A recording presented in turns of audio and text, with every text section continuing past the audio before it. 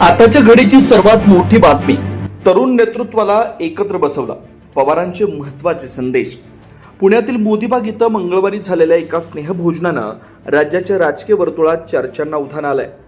राष्ट्रवादी काँग्रेस शरदचंद्र पवार पक्षाचे अध्यक्ष शरद पवार यांनी पुढाकार घेऊन आयोजित केलेल्या या स्नेहभोजनात पवार कुटुंबातील महत्त्वाचे सदस्य एकत्रित आल्यानं याला कौटुंबिक भेटीपेक्षा राजकीय खेळीच्या दृष्टीनं पाहिलं जात आहे. शरद पवार यांच्या निवासस्थानी झालेल्या या बैठकीला खासदार सुप्रिया सुळे, राज्यसभा सदस्य पार्थ पवार, आमदार रोहित पवार आणि सुनेत्रा पवार यांच्यासह कुटुंबातील तरुण पिढी उपस्थित होते. गेल्या काही वर्षात राजकीय मतभेद, पक्षात पडलेली फूट आणि जाहीर आरोप प्रत्यारोपानंतर हे कुटुंब पुन्हा एकदा एकाच छताखाली आल्यानं राजकीय वर्तुळात अनेक तर्कवितर्क लावले जात आहेत. स्थानिक स्वराज्य संस्थांच्या आगामी निवडणुका आणि बारामतीसह पश्चिम महाराष्ट्रातील बदलत्या राजकीय समीकरणांच्या पार्श्वभूमीवर ही बैठक महत्त्वाची मानली जाते.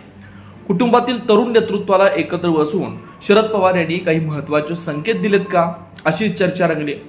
राष्ट्रवादीतील अंतर्गत समन्वय साधणं आणि निवडणुकीच्या तोंडावर पवार ब्रँडची एकजूट दाखवणं हा या डिनर डिप्लोमसीचा मुख्य उद्देश असावा, असं राजकीय विश्लेषकांचं मत आहे. रुग्णालयातून डिस्चार्ज मिळाल्यानंतर शरद पवार पुन्हा एकदा सक्रिय झालेत. प्रकृती सुधारताच त्यांनी कुटुंबातील सदस्यांना एकत्र बोलावणं हे त्यांच्या पुढील राजकीय हालचालींची नांदी मानली जाते. अधिकृतरित्या हे स्नेहभोजन कौटुंबिक असलं तरी राजकारणात काहीही योगायोग नसतो हे पुन्हा एकदा सिद्ध झालंय.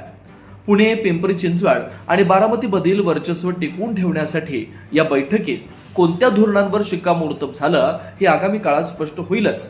मात्र या मोदीबाग डिनरनं महाराष्ट्राच्या राजकारणात नवी उत्सुकता नक्कीच निर्माण केली आहे. दुसरीकडे दिवंगत उपमुख्यमंत्री अजित पवार यांच्या विमान अपघात प्रकरणाच्या तपासावर राष्ट्रवादी काँग्रेसचे आमदार रोहित पवार यांनी तीव्र नाराजी व्यक्त केली. सरकार आणि तपास यंत्रणा हे प्रकरण अपेक्षित गांभीर्यानं हाताळत नाहीये, असा आरोप त्यांनी केला.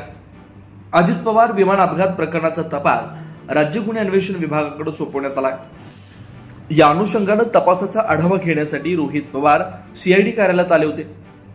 त्यांनी वरिष्ठ अधिकाऱ्यांची भेट घेण्याचा प्रयत्न केला, मात्र संबंधित अधिकारी कार्यालयात अनुपस्थित होते. यावरून त्यांनी नाराजी व्यक्त केली. त्यानंतर त्यांनी पत्रकारांशी संवाद साधला. रोहित पवार म्हणाले, मी तिसऱ्यांदा सीआयडी कार्यालयात आलोय, तरी एकही जबाबदार अधिकारी उपस्थित नव्हता, त्यामुळे खुर्चीचं छायाचित्र काढावं लागलं. दरम्यान अजित पवार यांच्या अपघातापूर्वी काटेवाडीत निवासस्थानाजवळ आणि मुंबईतील देवगिरी बंगला भागात अघोरी पूजा करण्यात आल्याची माहिती आहे, असा दावाही आमदार